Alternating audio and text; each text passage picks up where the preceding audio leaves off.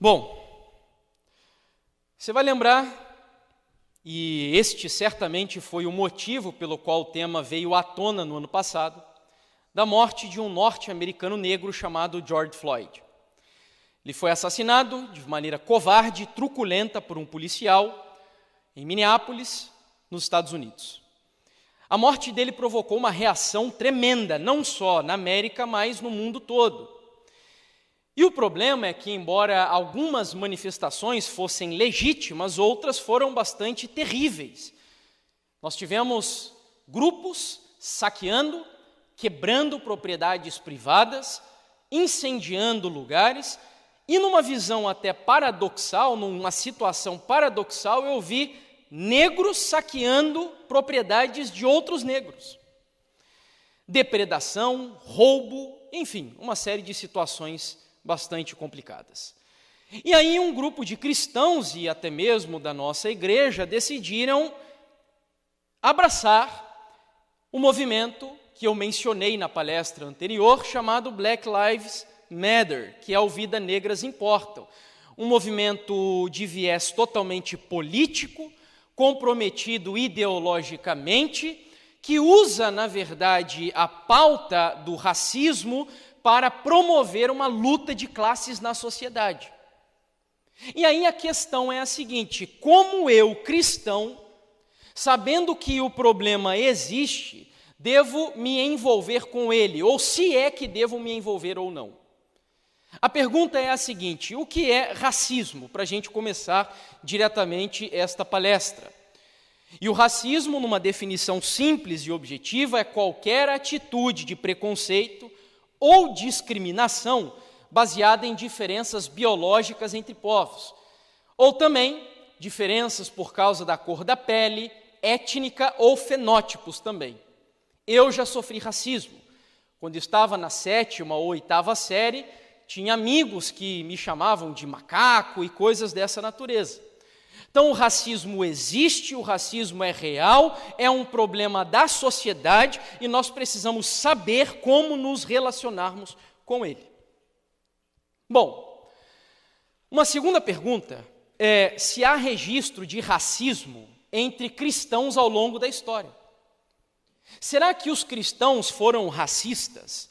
Será que existem exemplos factuais de instituições cristãs, não cristãos isolados, mas institucionalmente falando?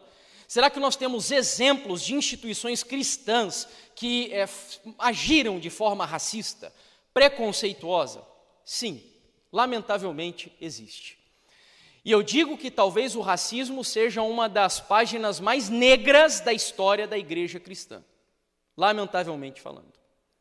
Um primeiro exemplo que eu trago a vocês é de pesquisas recentes de um jornalista brasileiro chamado Laurentino Gomes, autor de uma trilogia muito famosa sobre a história do Brasil, particularmente o tempo da vinda da família real para cá.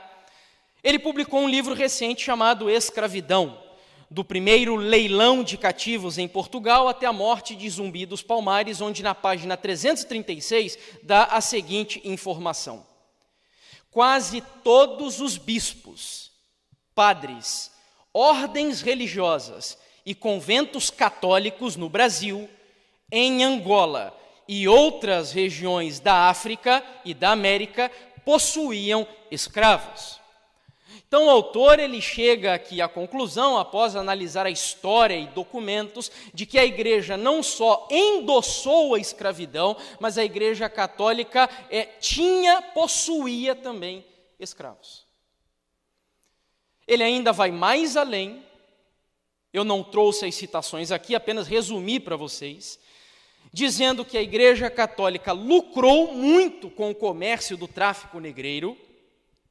Diz ainda que a coroa portuguesa isentava a igreja romana de pagar impostos e taxas alfandegárias no tráfico negreiro. O bispo do Congo, da igreja católica no Congo, que era também uma colônia portuguesa, recebia um ordenado de 600 mil réis, isso era muito dinheiro na época, por ano, da coroa portuguesa, que era pago em direitos de exportação de escravos. E por fim, ele diz ainda que o colégio jesuíta de Luanda enviava com frequência cargas de escravos para o Brasil. Então a igreja participou, se envolveu e lucrou com o comércio de escravos. Eu preciso dizer também que o problema do racismo, da escravidão, não é um problema particular aqui de cristãos. Nós temos como exemplo muitas outras civilizações que escravizavam. Os egípcios escravizavam. Além deles, os assírios escravizavam, os babilônicos também. Então não é um problema particularmente ou individualmente cristão. É um problema cristão aqui, no sentido de que o comércio de escravos a partir do tráfico negreiro foi algo completamente diferente de tudo o que existiu até aquela época na escravidão.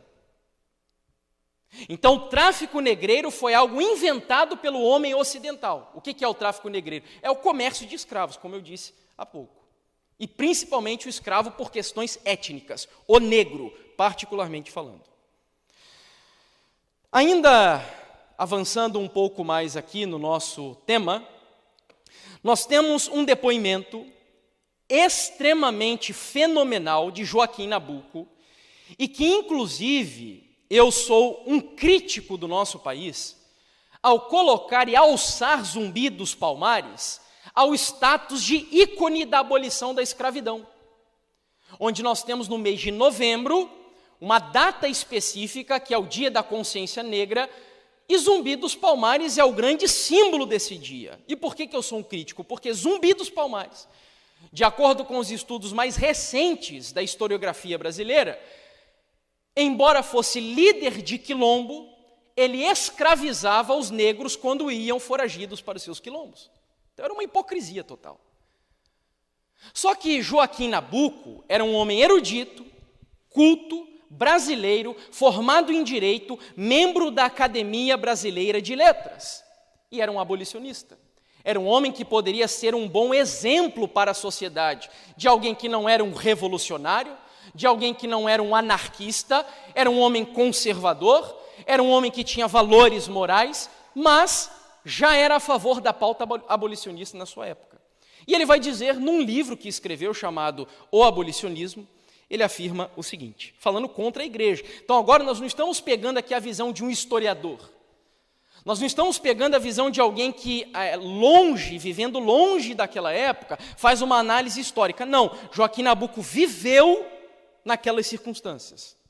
Ele viveu lá no século XIX, inclusive próximo da proclamação da Lei Áurea aqui no Brasil. E ele diz, entre nós brasileiros, o movimento abolicionista nada deve, infelizmente, à Igreja do Estado, que era a Igreja Católica, a Igreja oficial do Brasil na época da monarquia. Pelo contrário, a posse de homens e mulheres pelos conventos e por todo o clero secular desmoralizou inteiramente o sentimento religioso de senhores escravos.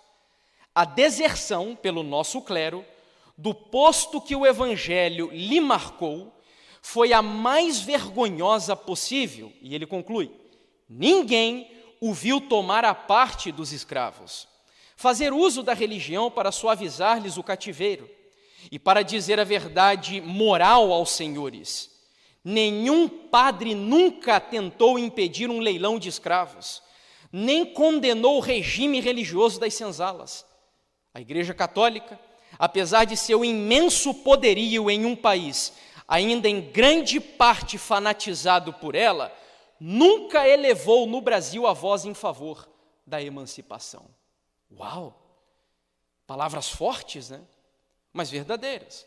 Então não há como fugirmos da realidade de que cristãos, aqui no caso católicos, ou a instituição católica, culpada de favorecer e de se beneficiar da escravidão. Mas será que este é um problema só no meio católico? Não. O pastor John Stott, autor do livro O Cristão em uma Sociedade Não Cristã, ele vai enumerar argumentos que eram usados por protestantes a fim de defender políticas escravistas ou escravagistas, se preferirem. E ele vai dizer aqui, por exemplo, olha só, estamos falando de protestantes que usavam o seguinte argumento, necessidades econômicas e sociais. Sabe o que eles diziam?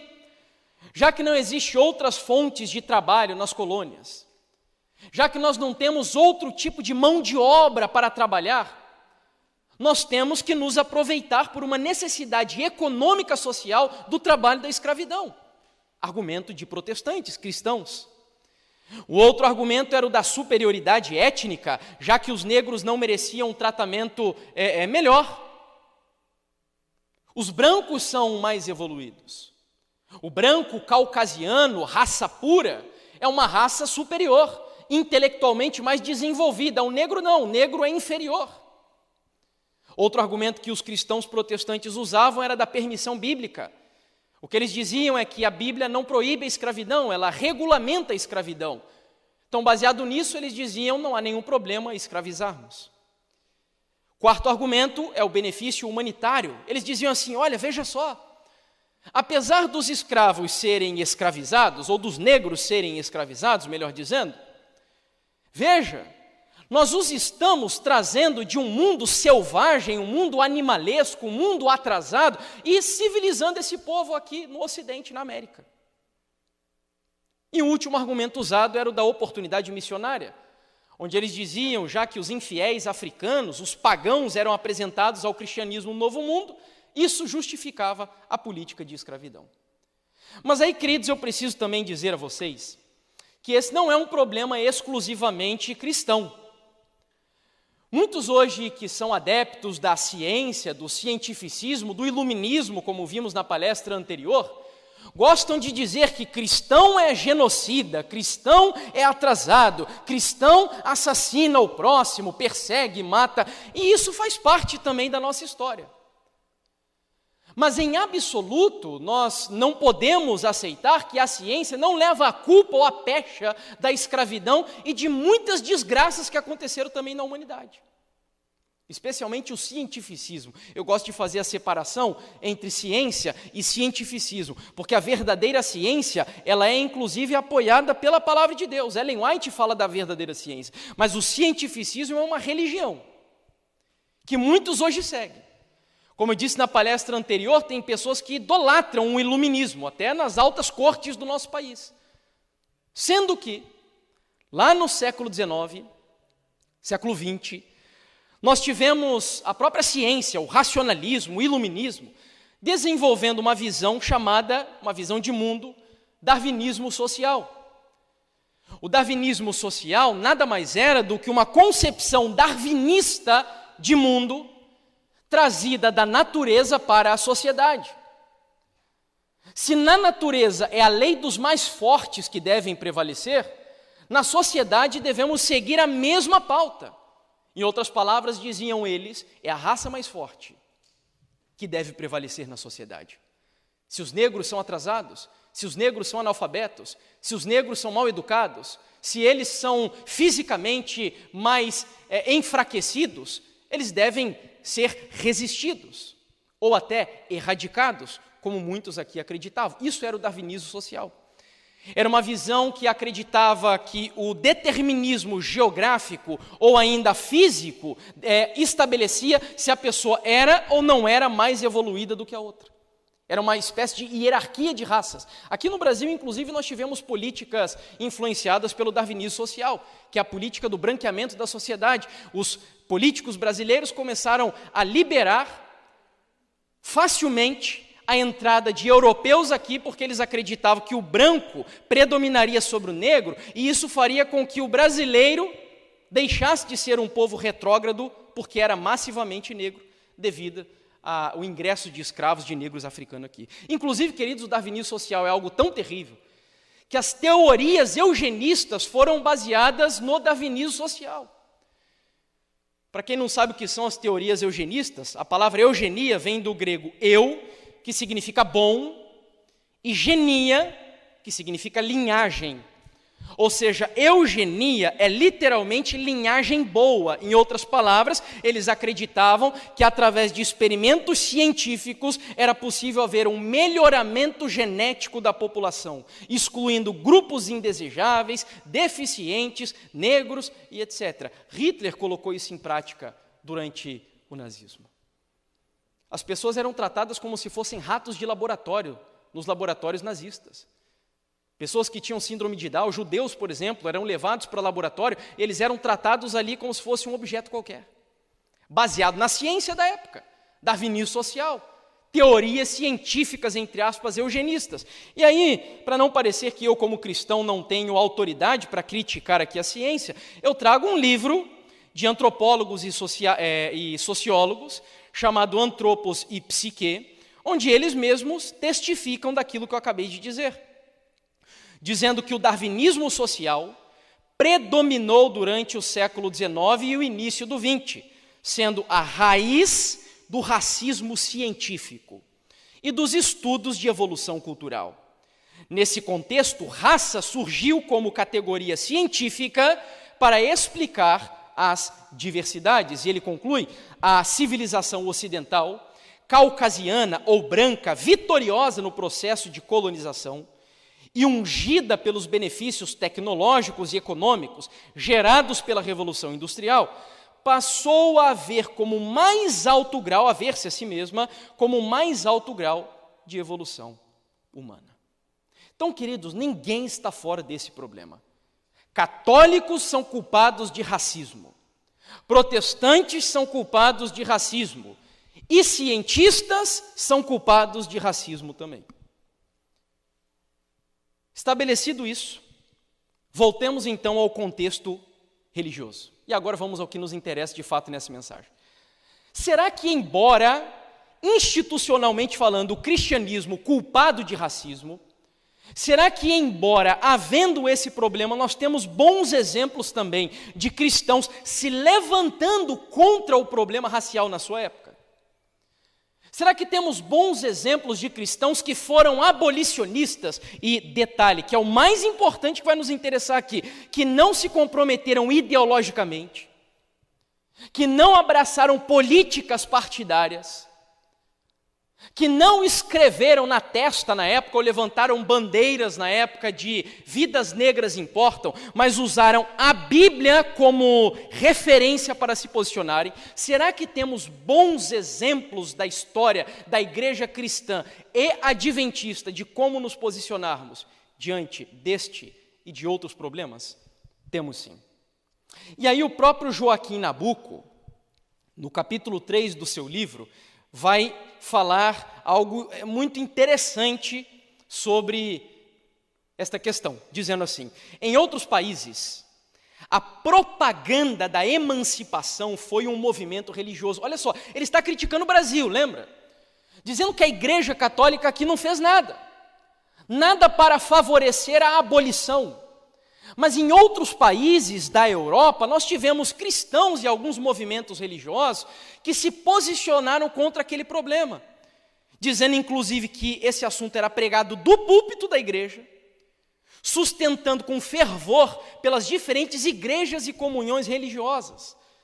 E ele diz: se o que dá força ao abolicionismo, isso daqui é fenomenal, não é principalmente o sentimento religioso, o qual não é a alavanca de progresso que poderia ser, por ter sido desnaturado pelo próprio clero, também não é o espírito de caridade ou filantropia. O que ele está dizendo aqui? Não adianta nós queremos abraçar ideologias políticas, marginalizando a visão bíblica do assunto, porque essas ideologias são um mero paliativo para a sociedade, não resolvem o problema de fato. A nossa questão não é filantropia, não é apenas sentimental, não. Nós, como cristãos, apresentamos uma visão antirracista e de amor ao próximo baseado na liberdade do Evangelho, como vimos há pouco.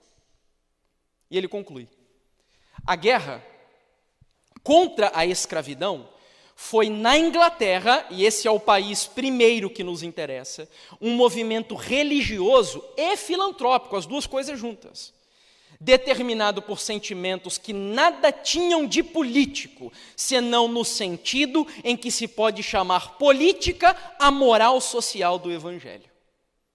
E aí, queridos, vamos viajar então à Inglaterra, como ele sugeriu ali.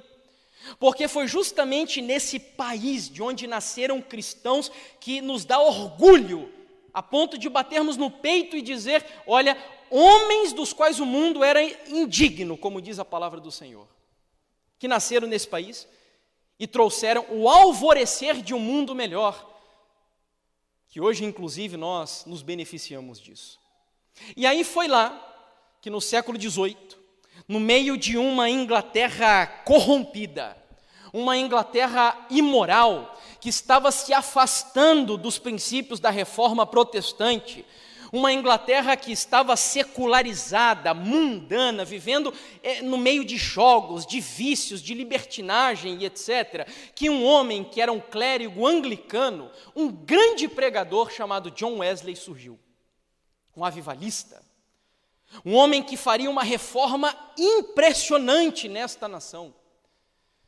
Ele não foi o primeiro a tratar sobre o tema da abolição dos escravos, que era o problema da época. Ele foi influenciado por outros que vieram antes dele.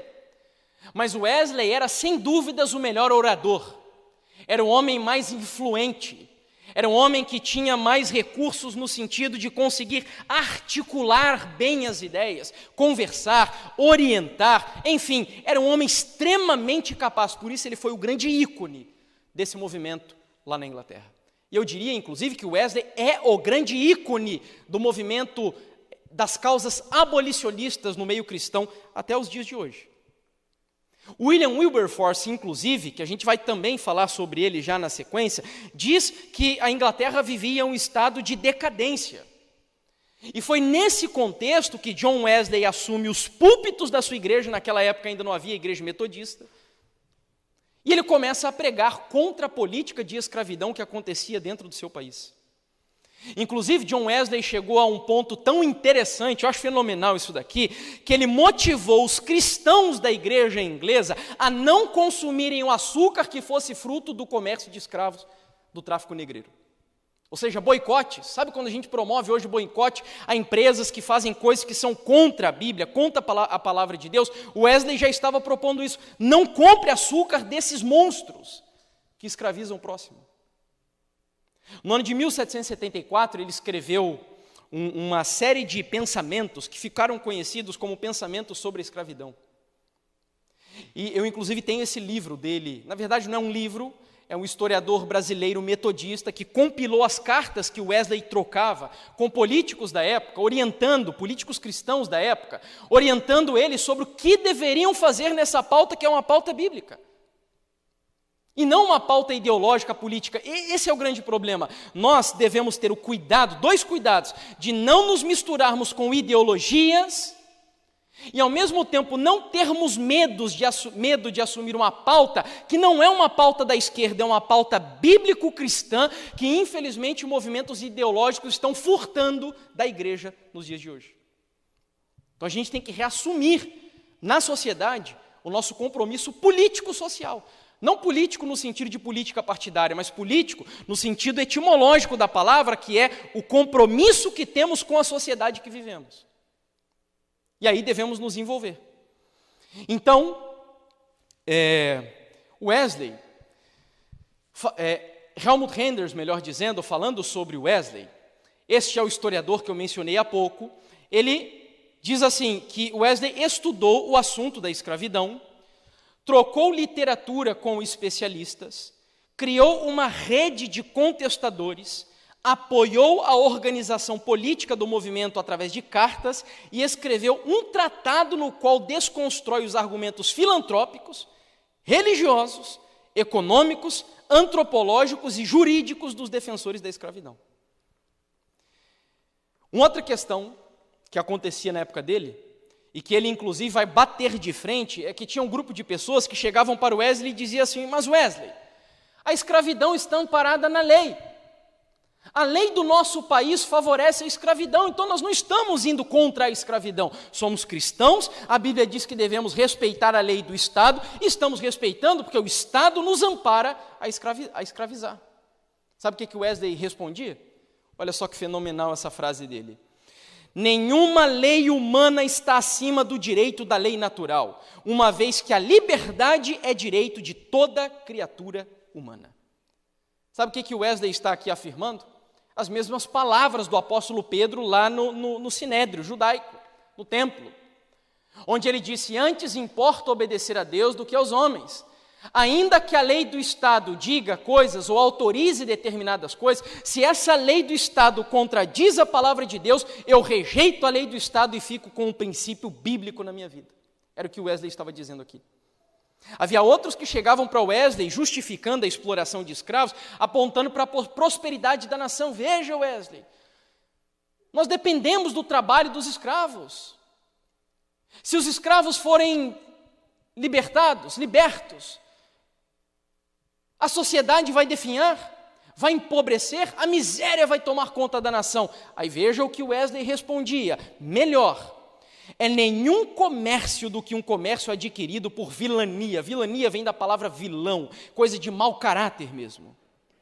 É muito melhor ter nenhuma riqueza do que ganhar riqueza a custo da virtude. Melhor é a pobreza honesta do que todas as riquezas trazidas pelas lágrimas, pelo suor, pelo sangue dos nossos semelhantes. Louvado seja Deus. Que exemplo maravilhoso nós temos aqui de um homem que não era pautado por ideologias políticas, volto a repetir, mas pelos princípios da palavra de Deus. Um outro cristão, que também surge nessa época, também na Inglaterra, viveu na mesma época de Wesley, mas ele era um pouco mais novo que Wesley. Quando Wesley estava terminando o seu ministério, esse homem estava emplacando o seu, que é William Wilberforce. Final do século XVIII, início do século XIX. É um dos grandes nomes também pela luta contra a escravidão no Reino Unido, na Inglaterra. Cristão também. Inclusive foi parlamentar. Eu não lembro agora se ele era da Casa dos Lordes ou se ele era da Casa dos Comuns, mas era um parlamentar, legislava, cristão. Foi profundamente influenciado pela visão de John Wesley, naquele livro Pensamento sobre a Escravidão. E por influência de William Wilberforce, no ano de 1787, aconteceu o primeiro assentamento de escravos libertos na colônia inglesa de Serra Leoa. Em 1807 houve a abolição do comércio de escravos, inclusive a Inglaterra foi um dos primeiros países a abolir o tráfico negreiro, inclusive pressionou bastante o Brasil para que fizesse a mesma coisa. Só que infelizmente aqui nós demoramos bastante. 1820, influenciado por William Wilberforce, registros de escravos nas colônias.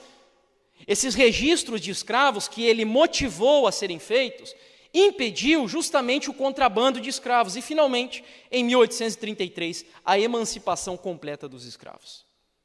Bom, queridos, então nós vemos aqui exemplos de cristãos lá na Europa que se posicionaram contra essa questão da escravidão. Então não significa que nós, como cristãos, não podemos nos envolver com pautas sociais. Nós temos apenas que ter o cuidado de não deixar que filosofias humanas, ideologias políticas nos furtem dos princípios bíblicos do Evangelho.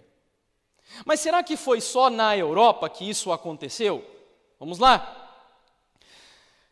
Lá nos Estados Unidos da América, nós temos aqui, baseado nos estudos de John Stott, a seguinte afirmação: cristãos nascidos de novo estavam na vanguarda, ou seja, na dianteira de cada movimento de reforma social na América. Foram a ponta de lança do movimento abolicionista, do movimento da temperança, do movimento de paz e do início do movimento feminista. E aqui nós temos duas correntes, alguns que dizem que cristãos estiveram na dianteira do movimento feminista, outros que negam, mas vamos deixar isso daqui de lado e vamos ficar com os demais movimentos que foram mencionados aqui. Inclusive o movimento da temperança, Ellen White era a favor dele. José Bates era a favor dele. Eu já vou falar, inclusive, dos pioneiros da Igreja Adventista aqui com vocês. Então nós temos não só exemplos na Europa de pessoas que abraçavam cristãos, causas sociais e que não estavam comprometidos com política partidária, mas a Bíblia era o norte, a Bíblia era o fundamento que orientava os cristãos a se posicionarem de forma correta, coerente, sem essas anarquias que acontecem na sociedade hoje. Um outro exemplo que temos também da América, dos Estados Unidos, É apresentada aqui pelo pastor Wayne Grudem, no livro Política segundo a Bíblia. A influência cristã resultou em mudanças extraordinárias, como a abolição da escravidão, a ênfase sobre a alfabetização universal e sobre o livre acesso ao ensino, leis que protegiam crianças, leis que protegem trabalhadores de indústria e leis que protegem as mulheres dos abusos. Cristãos! Olha só que coisa maravilhosa. Queridos, eu confesso a vocês que ao estudar esse tema, minha visão assim mudou bastante, porque eu, inclusive, mal compreendia alguns assuntos textos onde Ellen White diz que não devemos nos misturar com política e que não devemos publicar nossas visões políticas, né? Hoje em dia seria nas redes, aí, etc. Eu pensava que não devemos em absoluto nos envolver com nenhuma questão política. Mas hoje eu consigo fazer uma distinção entre política no sentido de partidária e política no sentido do nosso compromisso com a sociedade. Nós temos esse compromisso com a sociedade. Ellen White, inclusive, vai dizer, falando sobre Jesus, que ele passou mais tempo curando do que pregando. Porque era uma pessoa comprometida socialmente. Era alguém que visava erguer o ser humano daquele estado decaído, brutal. E, queridos, eu sou sincero em dizer, e quem vos fala isso é um pregador. Pregar é a parte mais fácil que tem do Evangelho. Agora, essa influência da sociedade, nós sermos como igreja e indivíduos, agentes que vai moldar, que vai pegar o Black Lives Matter e vai jogar na lata do lixo, e vai pegar o cristianismo e exaltá-lo dizendo, este é o único padrão capaz de emancipar a sociedade. Este é o grande desafio que temos. Este é o grande desafio. Porque o cristianismo bíblico não é obscurantista, como alguns sugerem, não. O cristianismo bíblico, como vimos na palestra anterior, é o único agente capaz de libertar verdadeiramente a sociedade que vivemos. Bom, inclusive eu lembro aqui, voltando para Ellen White, a gente vai falar sobre ela já na sequência, as questões de temperança na época dos pioneiros, esse era um assunto que estava em efervescência nos Estados Unidos. Porque muitos queriam liberar bebidas alcoólicas para serem vendidas, comercializadas e etc. E aí os cristãos se posicionaram contra aquela visão, aquela lei que estava para ser implementada. Eu compararia isso hoje com leis que favorecem a liberação de drogas. Será que nós cristãos devemos nos silenciar e aceitar que as coisas fluam aí na sociedade por medo que temos de não nos abraçarmos ou nos envolvermos com política, volto a repetir, não política partidária, mas posicionamento social coerente bíblico é nosso dever, sim. E aí, então, saímos agora do mundo protestante no geral e vamos entrar quase no meio adventista. Falemos um pouco sobre o movimento milerita. Quem não leu ainda um livro publicado pela CPB, sugiro que leia, do pastor George Knight, que é o livro Adventismo. Eu não trouxe trechos aqui do livro, mas ele diz que, por exemplo, Joshua Haynes era um abolicionista. Inclusive, foi ele quem financiou os trabalhos de Guilherme Miller. Ele era um empresário bem-sucedido e foi ele quem ajudou Miller a viajar pelos Estados Unidos pregando a mensagem do segundo advento. E Joshua Haynes era um abolicionista. Fundou sociedades contra a escravidão, em Massachusetts, por exemplo. A esposa dele também era abolicionista. Foi diretora de sociedades anti-escravidão. Um outro pioneiro, esse é um pouco desconhecido, mas também tem relevância na história do movimento milerita, é George Storrs. Ele se envolveu já na época em que o movimento milerita estava ali no período do movimento do sétimo mês, que era o grupo de mileritas que entenderam que Jesus não voltaria em abril, não voltou em abril de 1844, porque baseado nas concepções do calendário judeu caraíta, eles entenderam que o sétimo mês do calendário judaico, que era o dia da expiação, cairia no mês de outubro daquele ano. E George Storrs se envolve com o movimento milerita, sendo que ele era metodista. Influenciado por Wesley, que foi aquele que fundou o metodismo, ele era um grande defensor da abolição dos escravos.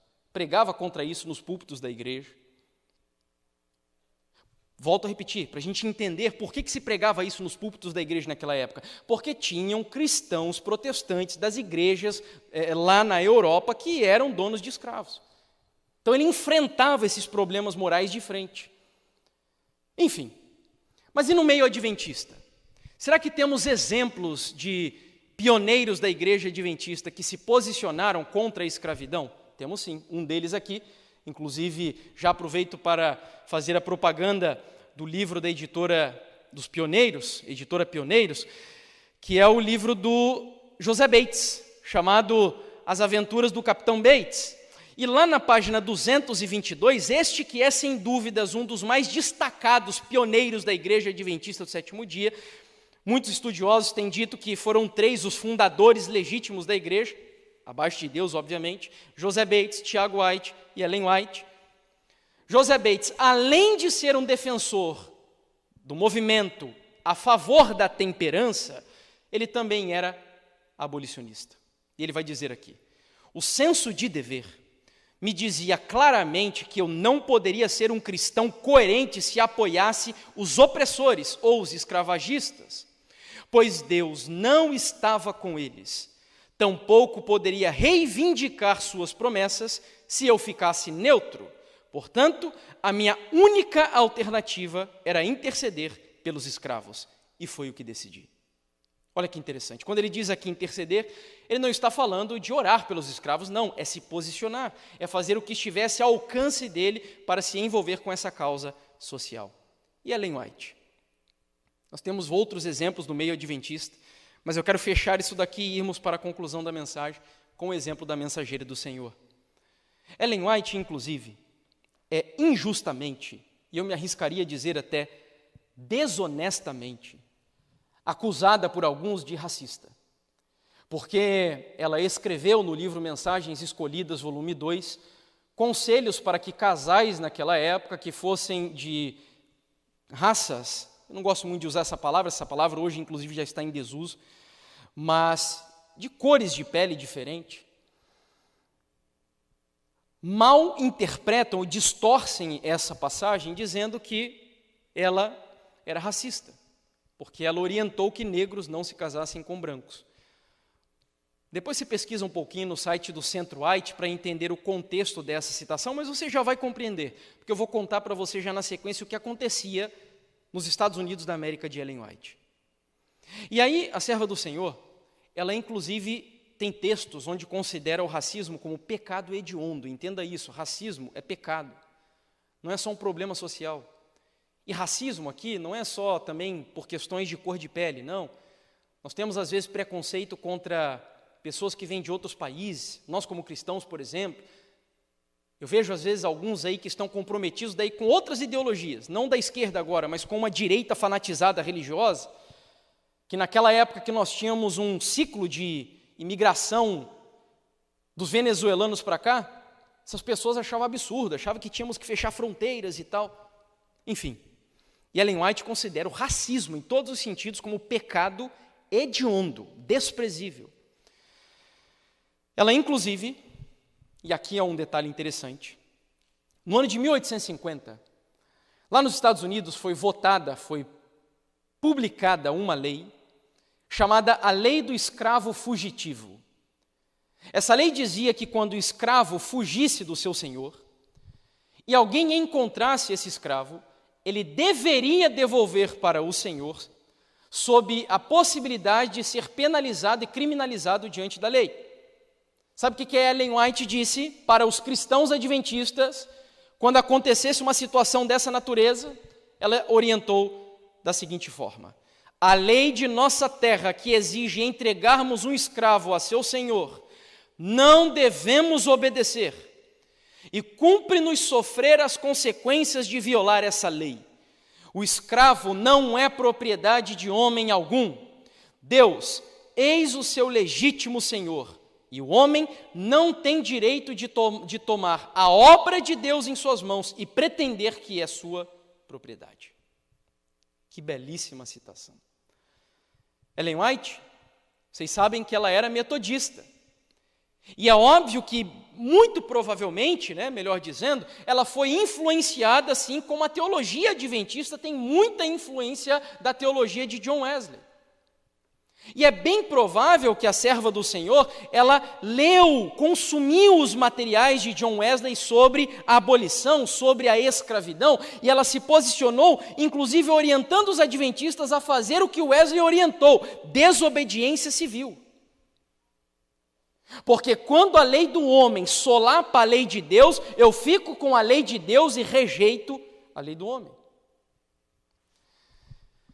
No mês de março de 1891, Ellen White leu um testemunho diante de 30 líderes da Assembleia da Associação Geral da Igreja Adventista do Sétimo Dia, porque na nossa igreja tinham pessoas que ficavam neutras nesse assunto. A Igreja Adventista, inclusive, teve muitas dificuldades para entrar no sul dos Estados Unidos da América. Porque você vai lembrar que naquela época os Estados Unidos era dividido entre o norte, que era contra a escravidão, e o sul, que era a favor da escravidão. Daí veio inclusive a famosa Guerra de Secessão, que dividiu os Estados Unidos em dois e matou cerca de mais de 500 mil pessoas. Muita gente morreu nessa guerra. E aí, como os adventistas tinham alguns posicionamentos contra a escravidão, eles tinham dificuldades para entrar no sul dos Estados Unidos, mas tinham os adventistas que ficavam neutros, em cima do muro. Ellen White e o filho dela, inclusive, foram por si só, de maneira independente, ao sul dos Estados Unidos para fazer uma obra ali a favor dos negros. Tinham pessoas que diziam assim naquela época: os negros, eles são menos inteligentes do que os brancos. Eles são burros. A Ellen White dizia para eles assim, em outras palavras: olha, vocês têm que ser muito sem vergonha para dizer algo dessa natureza. Por que os negros são mais atrasados intelectualmente? Porque nós não estamos educando os negros. E a Ellen White foi com o filho dela para lá.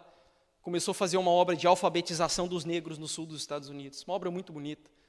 Vale muito a pena estudar, inclusive, a obra no sul da América do Norte, dos Estados Unidos da América. E aí, queridos, nessa assembleia em 1891, diante de todos os líderes que estavam ali, Ellen White leu esse testemunho. Eu vou apenas citar algumas frases dela que estão presentes no livro Portadores de Luz. A cor da pele não determina o caráter nas cortes celestiais, afirmou a senhora White. Os negros deveriam ter precisamente tanto respeito como qualquer um dos filhos de Deus. Ela declarou que Jesus não fazia nenhuma diferenciação entre brancos e negros, mas, ao contrário, tinha uma especial e terna piedade por aqueles que são chamados a levar uma carga mais pesada do que outros. Desprezar um irmão por causa da cor era o mesmo que desprezar a Jesus Cristo. E aí, para a gente finalizar, nós já vimos sobre cristãos na Europa, cristãos nos Estados Unidos, no movimento millerita, na Igreja Adventista do Sétimo Dia, e seria até um pecado eu finalizar e concluir essa mensagem sem citar aquele que é o maior ícone da modernidade das lutas a favor dos direitos iguais de negros e brancos, que é Martin Luther King. Esse homem é um exemplo, inclusive, a ser seguido, nesse sentido, pelo menos. Entre as décadas de 50 e 60, os Estados Unidos da América viviam uma política de segregação racial semelhante ao apartheid lá da África do Sul. Era um negócio terrível, hediondo, me desculpe, nojento, baixo. Nos ônibus, quando entrava, havia lugares para negros e lugares para brancos. Na parte da frente, só brancos sentavam, atrás ficava o resto, os negros. Nas escolas dos Estados Unidos, as melhores eram dedicadas a brancos, as escolas piores eram para os negros. Bebedouros, haviam bebedouros para brancos e bebedouros para negros. Nos restaurantes haviam lugares que os brancos ficavam, os negros ficavam, os talheres dos brancos e os talheres dos negros, porque os negros eram considerados uma raça impura. E aí então, no dia 1º de dezembro de 1955, uma negra, 42 anos, chamada Rosa Parks, entrou dentro de um ônibus e decidiu se sentar no lugar onde só brancos podiam sentar. Um fiscal entrou no ônibus, exigiu que ela se levantasse, ela recusou. Resultado, foi presa. Isso provocou uma comoção tremenda nos Estados Unidos da América, por parte dos negros, obviamente. Um outro episódio que aconteceu próximo desse ano, uma menininha de 6 anos, Ruby Bridges, 1960, primeira criança negra a frequentar um colégio de brancos. O estado onde ela vivia, não lembro qual era, decidiu promulgar uma lei acabando com essa segregação racial nas escolas. Queridos, eu não sei se vocês nunca viram, entre na internet e pesquise sobre a história dessa menina. Eu me emocionei quando eu vi. O vídeo dela indo para a escola. Os pais dos alunos brancos proferindo os maiores impropérios sobre aquela criança. Blasfêmias, coisas terríveis. Inclusive, disseram que enquanto ela estudasse no colégio, nenhum dos filhos deles estudariam ali. E, de fato, os primeiros dias de aula que ela participou, o colégio estava vazio. Todos os professores, com exceção de uma professora, se recusaram a dar aula para ela. Os fiscais, com medo de que envenenassem a comida dela, porque eles disseram, nós vamos matar essa menina, autorizavam que os pais dela dessem o lanche para Bridges levar para a escola e comesse o lanche de casa, para ela não comer o lanche da escola, com medo de que fosse envenenada. Tudo isso provocou um rebuliço entre os negros nos Estados Unidos. E é nesse cenário de caos e de imoralidade racial que surge Martin Luther King, um batista que lideraria um movimento que começou no estado do Alabama no dia 11 de abril de 1963. E aí ele estava na sua casa, era uma sexta-feira da Páscoa, e ele decidiu reunir um grupo de amigos para fazer uma manifestação. O problema é que pouco tempo antes, o xerife da região entregou um mandato judicial para Luther King, dizendo que eles não poderiam se manifestar. O que ele fez?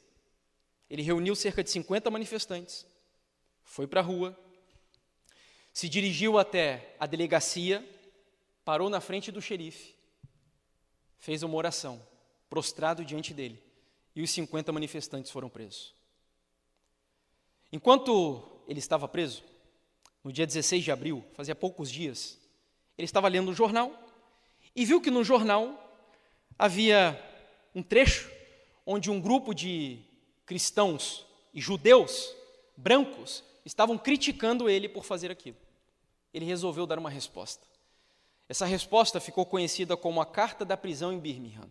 Eu não vou lê-la por completo, já estamos no final da mensagem. Só separei um trecho, que eu acredito ser uma grande lição para nós. Esse trecho da carta está no livro do John Piper, chamado O Racismo e a Cruz e o Cristão. Ele diz assim, isso daqui é uma lição, queridos. Houve um tempo em que a igreja era plena de poder. Um tempo em que os primeiros cristãos se regozijavam por serem considerados dignos de sofrer por aquilo que acreditavam.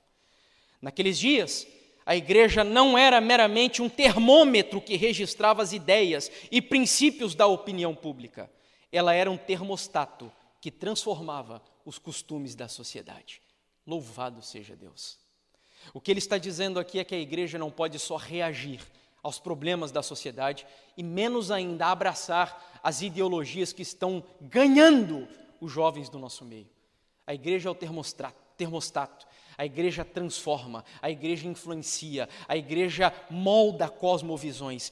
É isto o que a Bíblia nos ensina e este é o nosso papel na geração em que vivemos. E concluo com essas palavras aí que me motivam hoje a não recuar, queridos, diante dos problemas que temos, mas ajudar as pessoas a compreendê-los baseado na cosmovisão bíblica. A citação diz, portanto, se pastores e membros de igreja disserem, não vou me pronunciar a respeito das questões étnicas e morais que enfrentamos como nação, surgirá um vácuo moral e não tardará para que os maiores adversários do Evangelho, Satanás e seus demônios, preencham esse vácuo e influenciem todas as decisões de modo contrário aos padrões bíblicos. É isso que temos visto acontecer na sociedade e é isso que precisamos, em nome de Jesus, lutar para reverter e, principalmente, orientar os nossos jovens para que não sigam estes grandes ídolos e ícones do cristianismo e até do adventismo, que tem abraçado essas pautas ideológicas, mas que sejamos um exemplo de como nos posicionarmos biblicamente, promovendo não partidarismo político, mas o reino de Deus, para que Jesus volte logo e a sua glória preencha toda a terra. Esse é o meu desejo, a minha oração, em nome de Jesus.